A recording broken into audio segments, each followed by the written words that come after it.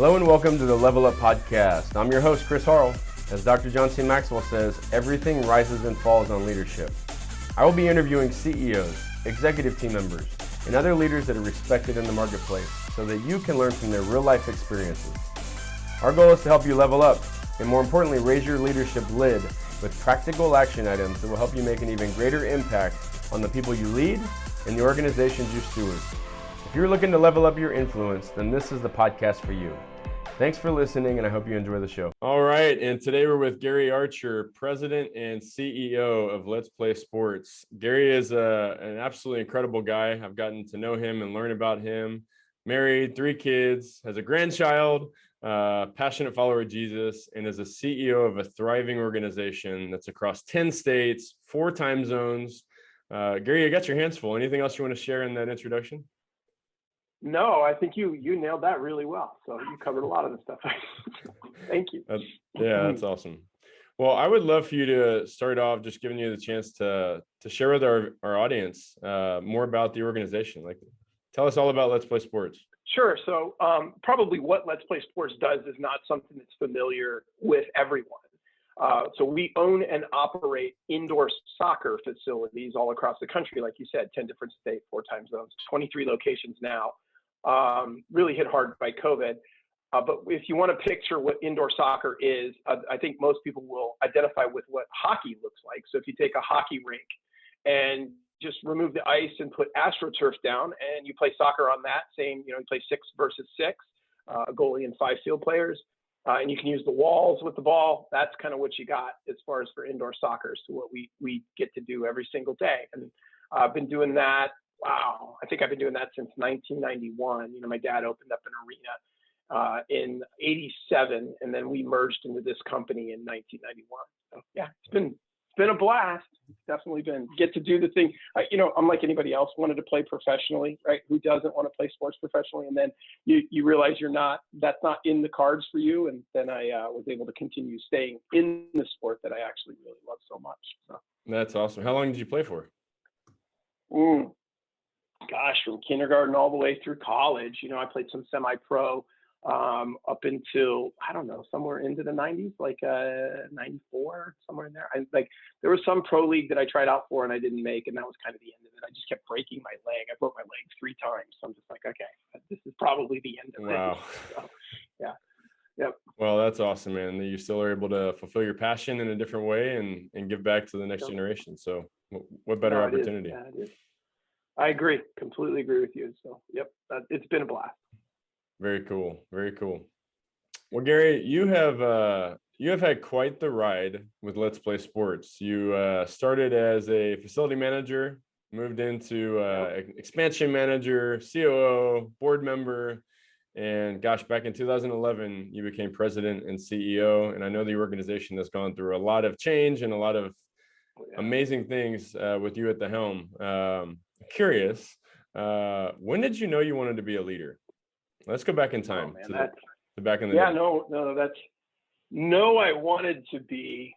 That might be different from when I actually became a leader, but when I became a leader for the first time, there's always leading in through sports. So I think that there was some of that, but I don't know. I never was really the captain of the soccer teams or anything like that. I was always a contributor.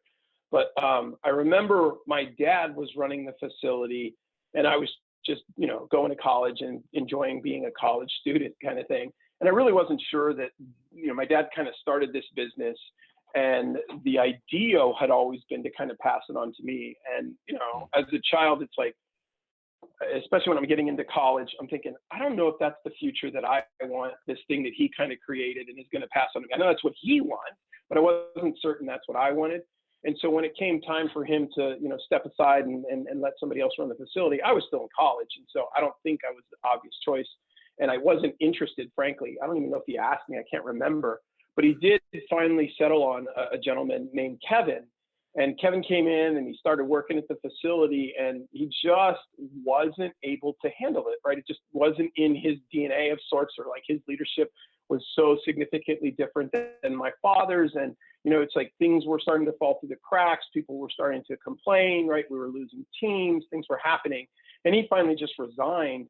And now there was this empty space. My dad's gone, like he's literally gone. He's up in Phoenix and we're in Tucson, Arizona. And it was just like, okay, I guess I have to step into this interim kind of position. I step into the interim position. And that's, I was begrudgingly doing this, just saying, okay, fine, I'll just do it for a little bit. We'll continue to look for somebody else. And then, yeah, lo and behold, I actually enjoyed what I was doing. It's like a surprise.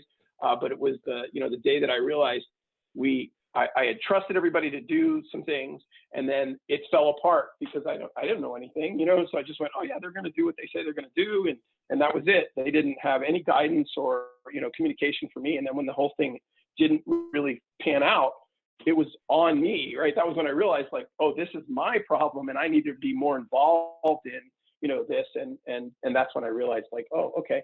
But once I realized that, it really changed the way I saw things. I was very motivated through sports. You're motivated through winning, and taking a team and moving a team forward for a shared goal has always been, that's just sports. And so it was able to take, that's the part of sports that I really liked, is we worked together to achieve more than any individual could. And I played on a lot of teams like that, where we were never the most talented teams individually if you matched us up. But once we played together, we each knew what our role was on the team, and we did really well. Those are the best teams you could ever hope to play with. And so the opportunity to kind of create that in the world of business and then see the results of it really is what just caught me on fire. And I'll be honest, early on, it was more about the results, right? Like winning was like, wow, we just gained these many teams. We increased this much revenue, right? We did these types of things.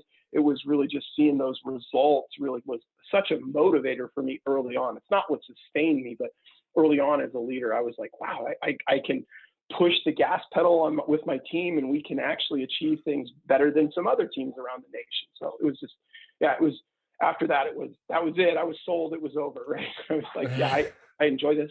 You know what I mean? And I can remember there was a time where I didn't have a team to lead, and it was like not a very fun time. Like I do better around others and with others as opposed to trying to push things along myself. I love that. Empowering people. And I think that's why athletes do so well in business, right? Seeing that vision. Yeah. Bringing the resources together to win. And I mean, you lived out the Hoosier story, right? They made a movie about you. Yeah, there you go. There you playing go. on teams that didn't have the superstar, but y'all could still win and make things happen. And that's awesome. It's a totally beautiful thing. And I will say that, in life, and sports is life, right? Especially team sports. I just think there's so many things that I learned being an athlete on a team. There's individual athletes. I never did an individual sport. I always did a team sport where you have to identify, like, I can do really well in what I do, but we can still lose. And I have to accept that, and I have to be okay. You know what I mean? I have to understand it's about the whole and not about me. And that once getting that concept built into you, and then understanding when to lead, understanding when to follow, understanding how to do that well. All of those things just come naturally. Just you learn that through team sports.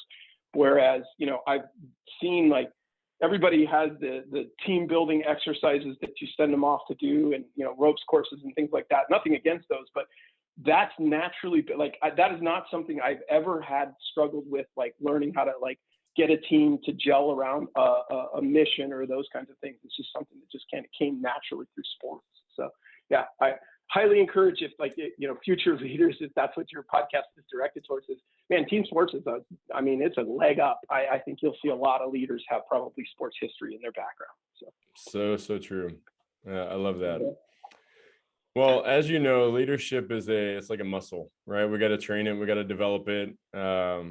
There's always something new every single day, right? Regardless of the product, the service, the sport, even, there's always something we're going to learn along the way. And my question would be, what is it for you that fuels you every day to still lead this organization 20 years later? Yeah, no worries. That was actually really easy for me. And one word can sum it up, and then I'll dig into why. Opportunity is really kind of what it is for me. And it's not opportunity for myself. It's opportunity that I can create for others. So one of the things I realized early on in my leadership was I wasn't ready sometimes for a lot of the things that were put in front of me. I think that's one of the key moments of leadership is a leader is someone, I think, who can make progress when there's no blueprint for how to move forward, right? So it's like they get put in a situation And there's no blueprint. There's no checklist on this is how you handle this particular situation.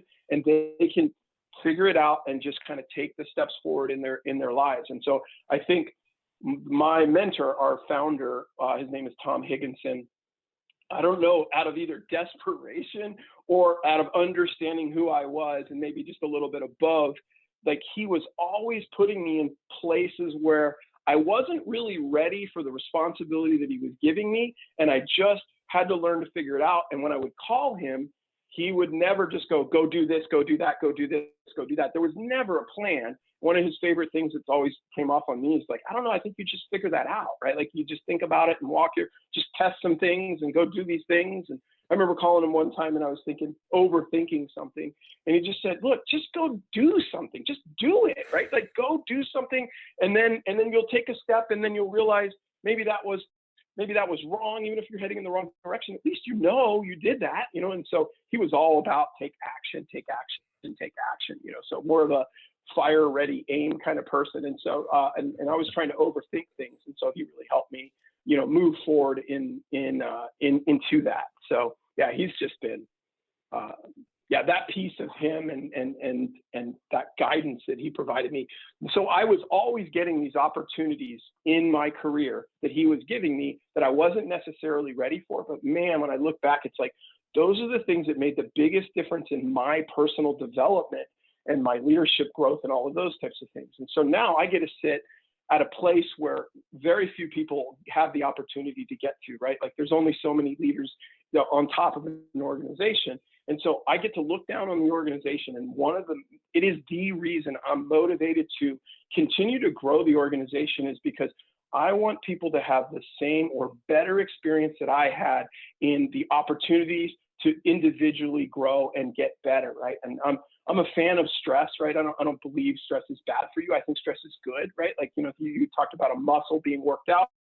I believe in that, right? And I think we got to get ourselves to a position where we can learn how to take that, and how to, you take a little bit of stress, and then next time you take a little bit more, and you take a little bit more, and leadership, is developed in that kind of stuff. So, my goal really moving forward is just provide those opportunities for the people who work for me to be the best possible leader that they can potentially be. And then what are the opportunities I need to provide them to do that?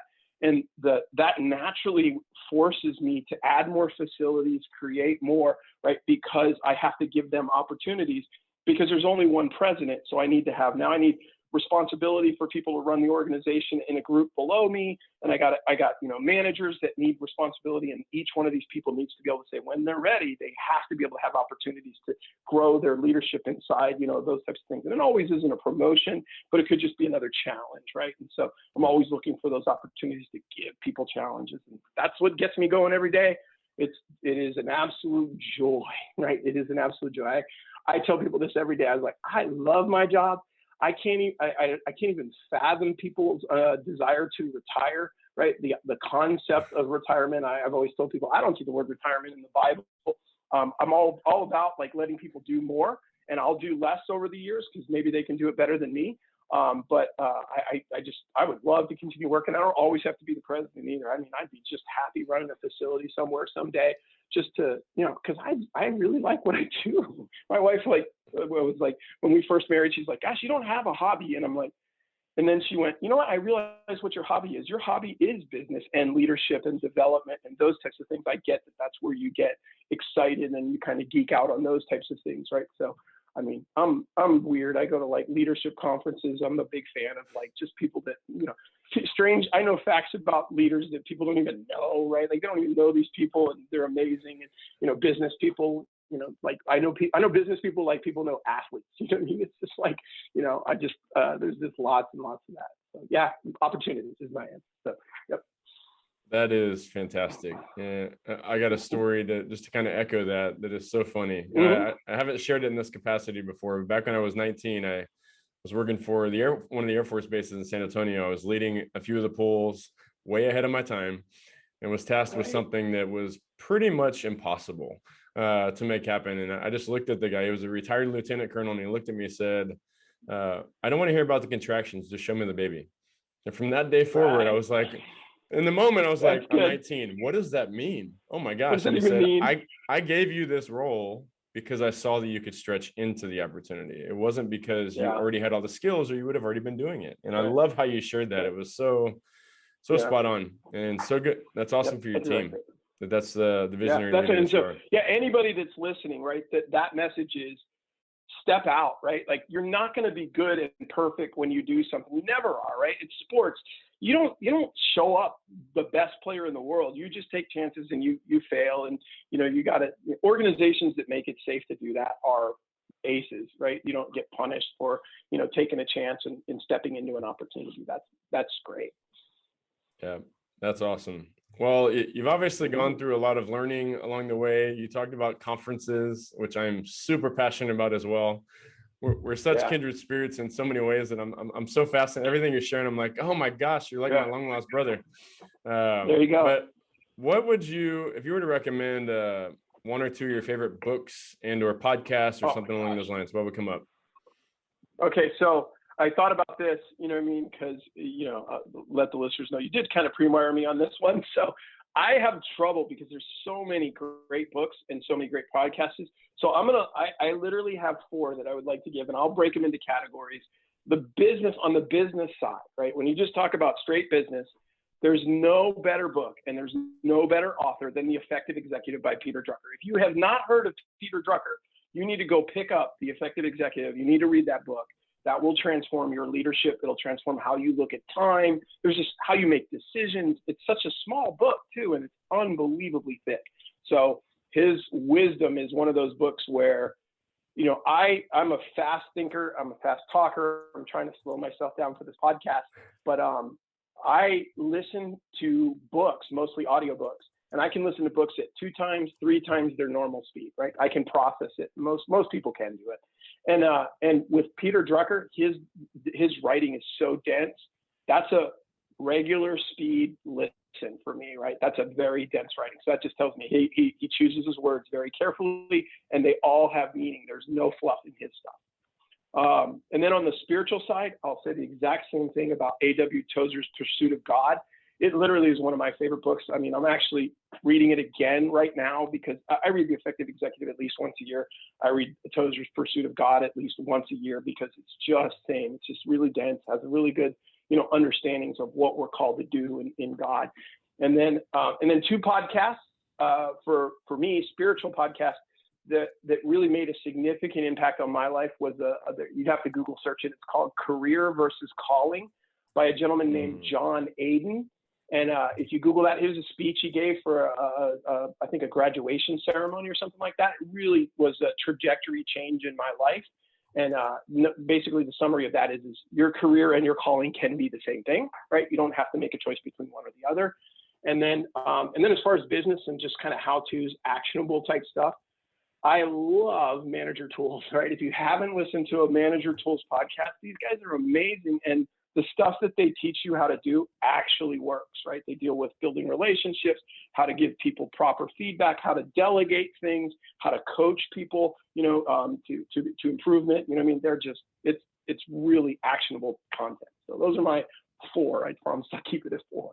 I love it. Well, yeah, I'm sure you got, we could spend an hour just on this alone. Yeah, so. I mean, that's just that book pile back there is just recent, right? That's not even, that's like I've got a whole upstairs, and then my audiobook pile is like insane. I mean, I've got over 500 and something titles. I probably read 50 titles a year.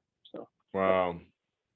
I was challenged early on in my journey that a mentor for me said, what are you reading right now? And at the time I was young and dumb, and I think I found every shortcut through college to read the books to get the grades needed. And I said, I'm not. I don't enjoy reading. And he said, well, leaders are readers. You need to find a way. Yeah, so I started on audiobooks and blew through audiobooks when they were on CD, right? And then Audible came out, and then it was, okay, how can I get through this Audible as quickly as possible to get through the writing, to work through the notes and underline and highlight and all those kind of things. So that's awesome. Well, I got all 4 of your recommendations. They'll be in the show notes. I got Effective Executive, Pursuit of God, the Career versus Calling, and Manager Tools podcast. That is great stuff. And thank you. Yeah, that Effective Executive, one of the components is in that you just talked about, which is Peter was all about, you need to know how you learn, right? And I didn't know that. Most traditional things are taught through reading and writing and that kind of stuff. I'm an audible learner. And so when I discovered that, man, and then I have a super subscription to Audible. You know what I mean? Once I discovered that, man, the whole world just opened up. Because I like literally sitting and reading a book will put me to sleep. You know what I mean? Mm-hmm. I have books that I read, but I typically listen to the Audible and read the book at the same time when it's that good. So, yeah. Mm-hmm. Yep. No, that's awesome. That's how you learn. that's fantastic. And I didn't even know there was a super user option on there. So I'm gonna have to look into that. Man, you can get like what is it, the platinum or something subscription. So they have, you get like 2 or 3 credits every month. And I blow through those. I blow through those, and I blow through my wife's too. She has like 2 credits a month. And I'm stealing her credits all the time. So. Have you ever heard of Blinkist as well? What is it called? Blinkist, Blinkist. No, I don't think so. So Blinkist is kind of like your, what would you call it? Kind of like a reading for dummies. Like it's an abbreviated, all the highlights out of a book. It's audio. Oh yeah, sure. And it's like $15 a month, unlimited books, right? So for me, I kind of have this filtering process where, if I haven't had a recommendation come like yours, I'll go through and it's like 6-7 minutes. I'll get all the nuggets and I'm like, okay, that one's qualified. Yeah. I'm on it. Audible. Yeah. And then eventually it becomes the published book. So that's awesome. Yeah, you win every time you talk to somebody that's a leader yourself or anybody in life, and you just say, hey, what's a book that has significantly impacted how you live or how you work, kind of thing. Mm-hmm. And you get that book from somebody. You get these just random titles that have there's so many books out there, right? But if somebody will just give you the one that impacts them the most, and inevitably most everybody says the Bible, and I'm like, okay, besides the Bible, so the Bible's great, and I read that, I was just reading it right before this podcast, and it's like, yeah, you got to do that, but what are other books that, impacting your life kind of thing. Yep, love it. That is so great. Well, it shortens the learning curve, right? And like you said, there's so many that are the high profile that you see on all the boards and everything, but there's nuggets in there, like the personal experiences, like you said. I'm so excited about The Effective Executive. I have not read that one, surprisingly, and I'm all over it. Yeah, you got a treat, man. That's a treat in store for you. Peter Drucker is a genius. Like, this guy his management concepts they're timeless, and they were so early on. The stuff that's so relevant today, it's just unbelievable that this guy was such an amazing thinker back then. So yeah, you're gonna like him a lot. I love it. Can't wait. Mm-hmm. Well, Gary, I got one more question for you.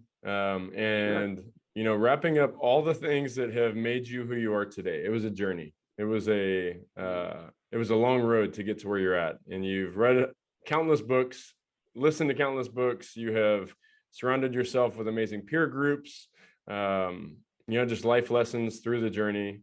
If you were to go back 20, 30 years to Gary and say, here's what I would do differently. Here's how you could be a step ahead. What would you tell them? Because I know our emerging leaders that are listening to this is something that can expedite their career in effectiveness. That is true. So I know exactly what I would tell myself.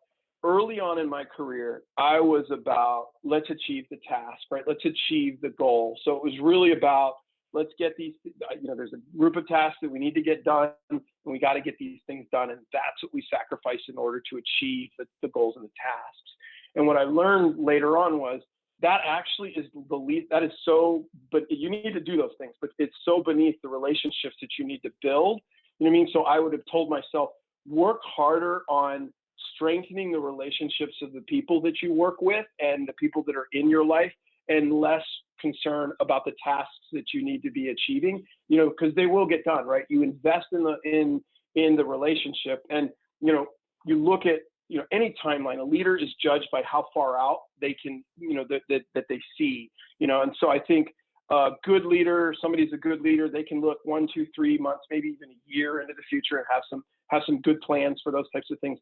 Amazing leaders look 10, 20. I've heard companies that have 100-year plans. I can't even fathom that. So like 10, 15 years, when you think in that level, your leadership level goes. So the ultimate distance in time is eternity. And so I think, like, if you think about eternity and you think about, we're fellow believers, and we think about, hey, what is the one thing I can take with me when I go? I can't take my success. I can't take any of the money. I can't take any of this stuff. But the reality is it's the relationships that you get, right? So the relationships that you make, that's what you go to heaven with. And it's like, I always tell my kids, I'm like, look, always don't burn relationships for things, right? Never burn relationships. You know what I mean? It's a thing, because I always tell them, relationships are the currency of heaven, is what I always tell my kids. And it's like, because when you get there, you're going to have all these, you know, if you preserve and you're about relationships now, you know what I mean?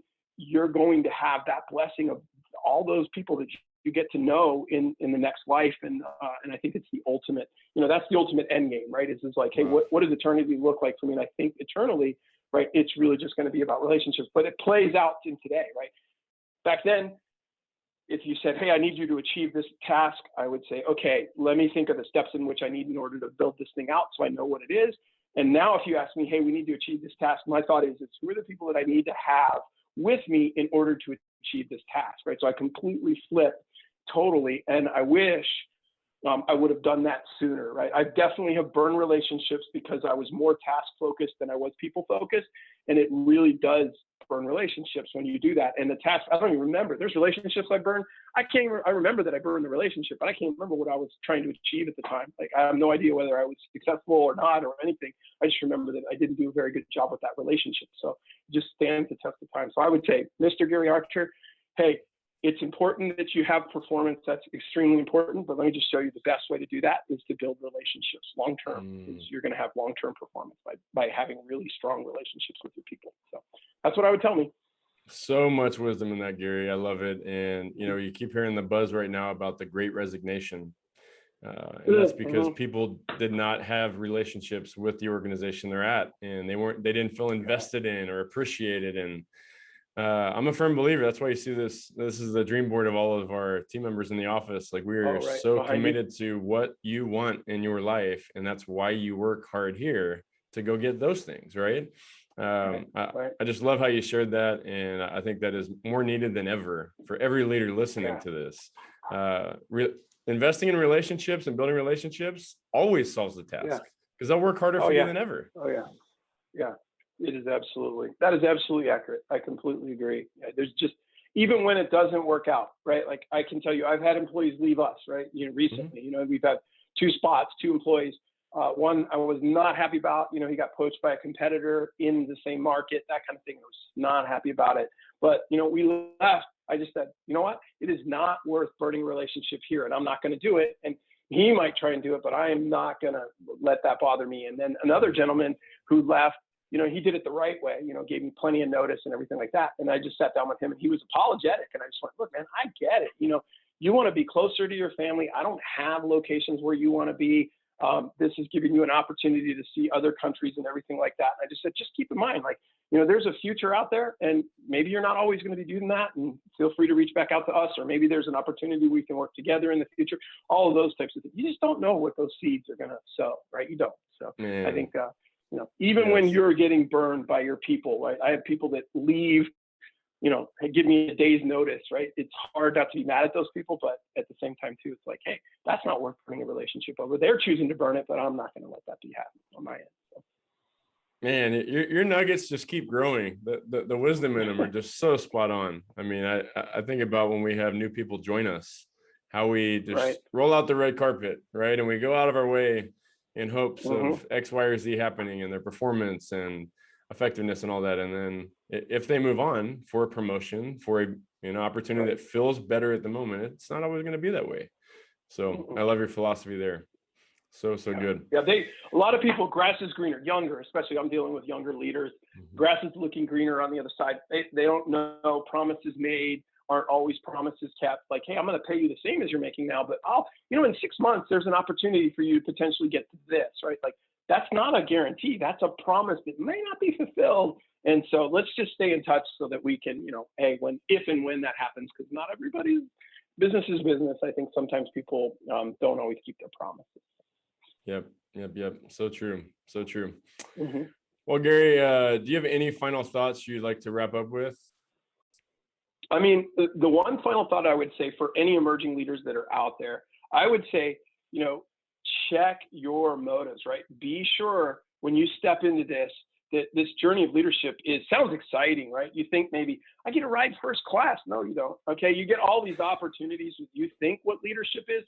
Leadership is not what you think it is. And so be very clear about what you're getting into. So, what a leader does, why they do it, and I live by kind of two quotes when I coach young leaders. It's like, those who are the most eager for authority are the least able to understand its obligations. Just let that one percolate for a minute, because it's like, that is so accurate.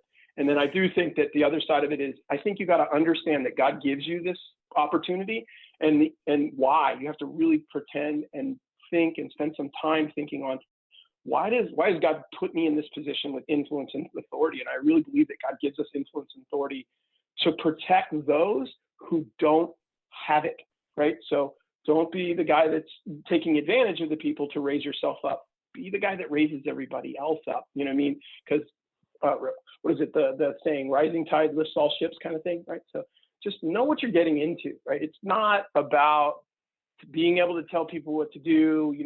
It's not about the perks of leadership. If that's why you're in it, just don't stop. Just go do something else, right? There aren't perks. It's a lot of pain sometimes. There's times where you want to say things that you can't, right? There's just a lot of constraint. It's not you get to do whatever you want to do. And I just think you got to really take some time and think about what leadership really is, and maybe speak to some leaders and listen to more of these podcasts before you really kind of dive in, because I think it has these trappings that look really cool, and that's not leadership, right? Mm-hmm. What you see on TV and those kinds of, it's not leadership. Leadership is sacrifice. It's pain, right? Like it's not great, right? It's just not this wonderful, wonderful thing. It can be, but it's not about those things that we think. It's not first class tickets and really nice hotel rooms and fast cars and lots and lots of money. And it's not that. It's just not. So that's my advice to young leaders is just, know why you're doing this, know what it is, and know why you're going to do it. Have the right motive. My best response to that is amen. And I hope you all heard that very, very clearly, that, leadership isn't about you. It's a service you're going to deliver to other people.